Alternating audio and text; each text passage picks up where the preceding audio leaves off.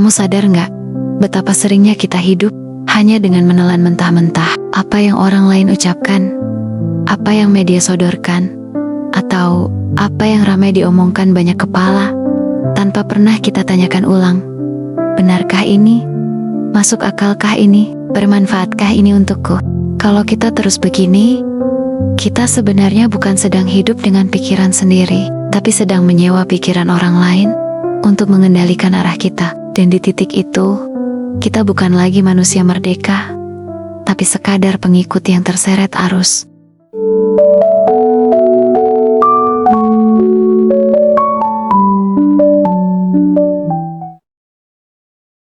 Hai, kamu apa kabar hari ini? Semoga langkahmu selalu berbuah ketenangan, sehingga jiwa tetap kuat menghadapi segala tantangan. Terima kasih sudah menyempatkan waktu untuk hadir dan mendengarkan video ini. Kehadiranmu di sini bukan hal yang kecil, karena itu berarti kamu sedang berusaha memberi ruang untuk bertumbuh bersama. Hari ini, kita akan membicarakan sesuatu yang sangat penting untuk dipahami, yaitu berpikir kritis. Di zaman yang semakin riuh ini, informasi datang tanpa henti, dari layar kecil di genggaman kita sampai percakapan sehari-hari. Sayangnya, tidak semua informasi itu benar. Ada yang jernih, tapi banyak juga yang keruh. Ada yang menuntun kita pada kebenaran, tapi tak sedikit yang justru menjerumuskan ke dalam kebohongan, hoax, penipuan dan manipulasi opini. Semua itu semakin marak terjadi. Apalagi kecanggihan teknologi berupa artificial intelligence atau AI, seperti memberi kesempatan lebar bagi orang yang tidak bertanggung jawab beraksi. Dan di tengah arus deras seperti ini, berpikir kritis bukan lagi sekadar pilihan, tapi kebutuhan mendasar. Tanpa itu, kita mudah sekali terseret arus, kehilangan pijakan, bahkan ikut menyebarkan sesuatu yang salah tanpa sadar. Maka, mari kita masuk lebih dalam, membicarakan mengapa berpikir kritis adalah salah satu kunci untuk bertahan agar tetap waras dan bijak menghadapi derasnya informasi di zaman ini.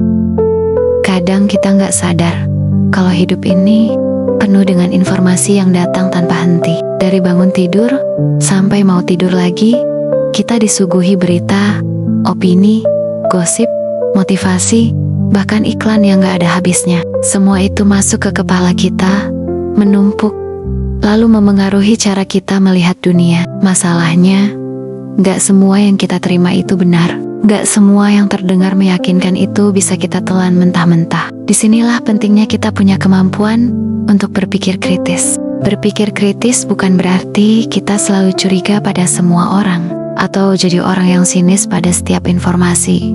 Bukan. Berpikir kritis itu lebih ke bagaimana kita bisa menimbang sesuatu dengan tenang, mempertanyakan kebenarannya, dan tidak buru-buru menerima hanya karena mayoritas orang juga percaya. Jadi ini tentang bagaimana kita menjaga akal sehat kita, supaya nggak gampang dibohongi, nggak gampang diadu domba, dan gak gampang dimanfaatkan. Kalau kita renungkan, banyak sekali contoh di sekitar kita.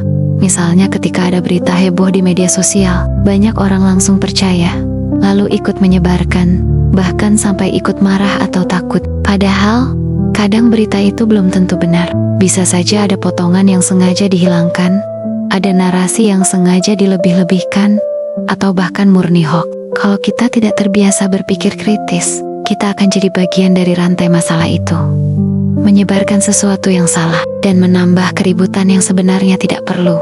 Berpikir kritis juga penting dalam hal mengambil keputusan pribadi. Kita sering sekali tergoda oleh kata-kata yang manis. Misalnya, iklan produk yang menjanjikan hasil instan bisa membuat kita kurus dalam seminggu, bisa kaya mendadak tanpa usaha, bisa bahagia hanya dengan membeli barang tertentu. Kalau kita nggak berpikir kritis, kita bisa terjebak, kita bisa habiskan uang, tenaga, bahkan waktu untuk sesuatu yang sebenarnya nggak ada manfaatnya. Di sisi lain, berpikir kritis juga melatih kita untuk lebih adil. Adil pada diri sendiri dan juga pada orang lain. Maksudnya begini, ketika kita mendengar seseorang bercerita, jangan buru-buru percaya, tapi juga jangan buru-buru menolak. Kita perlu menimbang, apakah cerita itu masuk akal? Apakah ada bukti yang mendukung? Apakah mungkin?